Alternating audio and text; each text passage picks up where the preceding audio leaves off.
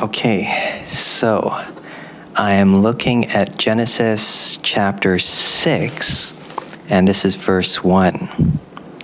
When men began to increase in number on the earth, and daughters were born to them, the sons of God saw that the daughters of men were beautiful, and they married any of them they chose.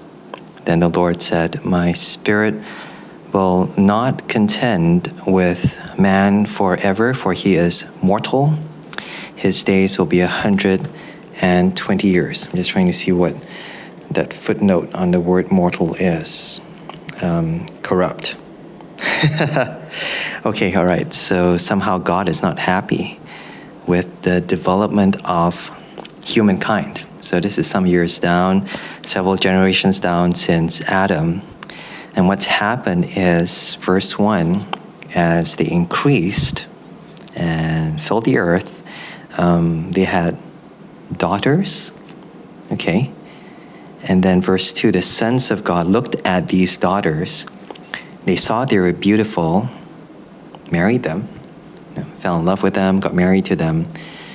But I think somehow there's that connection between that happening, that marriage, and then God being unhappy with it and limiting his number of years. I can hear the practices happening in the hall next door. So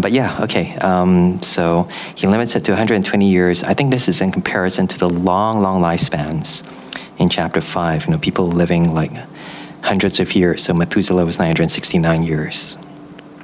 But, why? Why is God unhappy with that? That's a puzzle.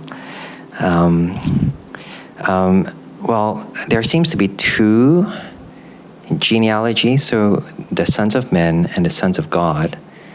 And it could be talking, it could be talking about the two genealogies we've seen in chapter 4 and chapter 5. So the line of Cain and the line of Seth. The line of Seth is now the line of Adam, the line of God. So the sons of God, I know some people say that it's talking about angels and stuff. But if just within the flow of Genesis, it could be, I'm not sure, could be following on the genealogies of Adam and saying that those are the sons of God.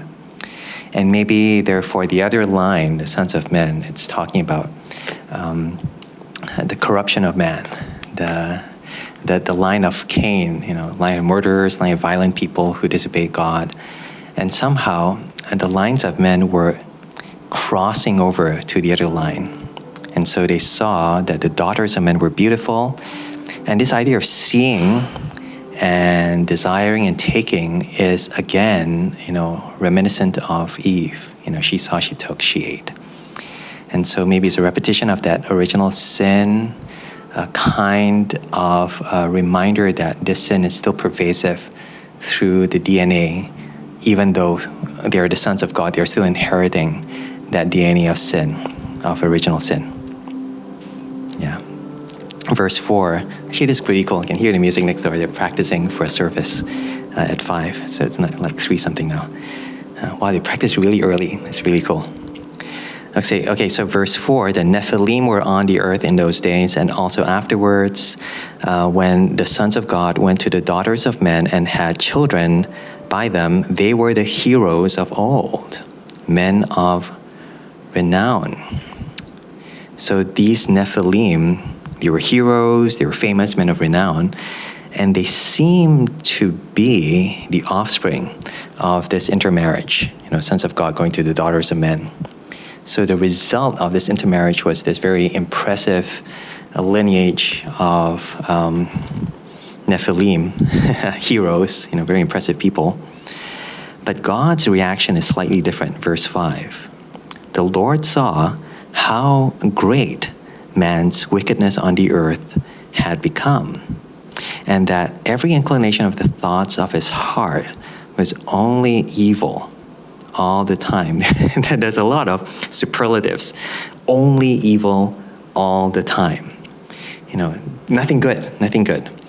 And everything that comes out of your heart, just every thought, every motivation, only evil, and always evil all the time. And I think that's what God sees. He sees that it's grown, it's gotten more serious, it's just gotten more and more corrupt. Despite the fact that you have this Nephilim, despite that you have this very impressive lineage, actually what God sees is the heart.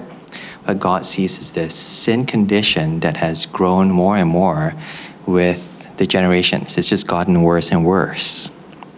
And verse 6, the Lord was grieved.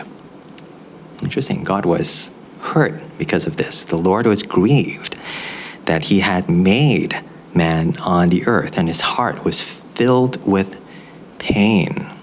It's interesting, it can hurt God.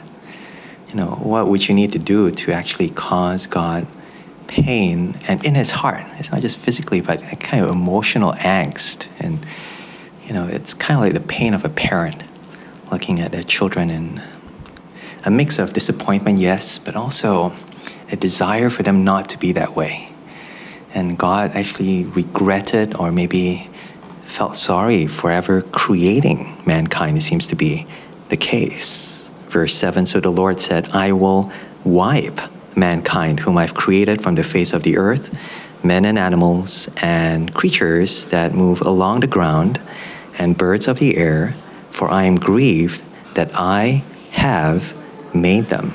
So he's grieved, he's sorry, having created humankind. But the result of that, now this is interesting, he's wiping out everything, men and animals and creatures and birds. So everything is affected by this decision to wipe out sin. So wiping out sin is not just some kind of remote control. He actually wipes out all of human beings, and as a result, everything on the earth as well. Oh, hi, hello, hi. Oh, sorry. Sure. Hi, hello, hi. Hi, Hey, hi, hello. Hey, hi. Use the toilet. Yeah. And could I borrow your tag? I'm not sure whether it works, but yeah. I think it works for this okay, one. Right, sure. Thank Okay. you so much. Yeah, okay. Yeah, we'll Hey, be hi, right guys. back. Hello. Hey, We'll hi, be hi, right hi. back. Let me try it. Yeah, good. Studying thank you. Yes. Thank you so much. Oh, it works. No, I know. I didn't know it. Okay, right, good. Okay, good. Okay, go. We'll bring back with that. No problem.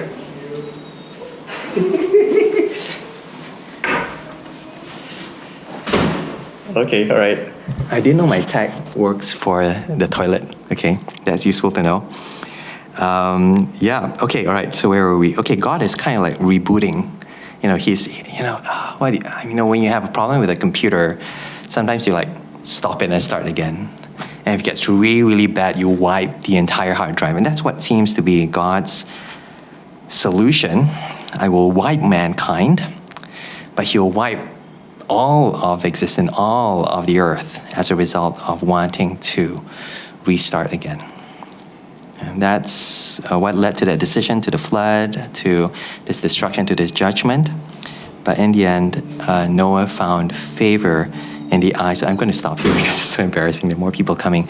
But the last word is actually God's grace. Not judgment, but grace. And grace that's poured out on just one individual called Noah. Yeah, I'll stop there. It's really embarrassing.